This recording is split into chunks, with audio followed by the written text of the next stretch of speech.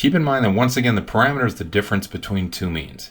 Suppose two individuals responsible for protecting black rhinos in the wild are wanting to estimate the difference in mean weights for black rhinos versus hippopotamus. Why, you ask? Well, it's obvious.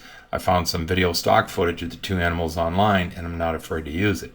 So a random sample of 6 rhinos and 7 hippos was fictitiously taken later that month, and their weights recorded.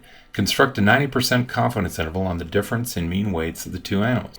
By now, we should be comfortable with the components of a write-up. We're constructing a 90% two-sample t-interval on the difference in the mean weights of rhinos and hippos. The dot plots show no reason to doubt normality. We were told that a random sample of 6 rhinos and 7 hippos was taken.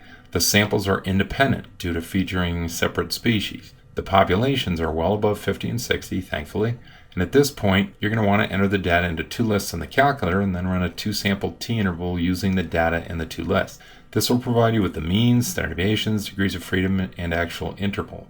Use it to show the work properly.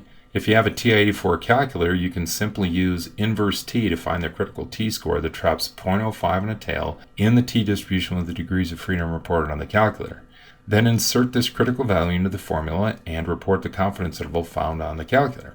If you do not have a calculator with the inverse t function, simply subscript a t star with the degrees of freedom and area trapped on the tail to signify that the calculator used whatever this t-score was in its calculation. Finally, we need to interpret the interval. Remember, this is an estimate of the difference in mean weights, rhino minus hippo, so the negative 166 would imply the hippo's mean was greater by 166 pounds. Here's what we should say. We're 90% confident that the difference in mean weights of rhinos and hippos is between the hippo's mean weight being 166 pounds more to the rhino's mean weight being 65 pounds more.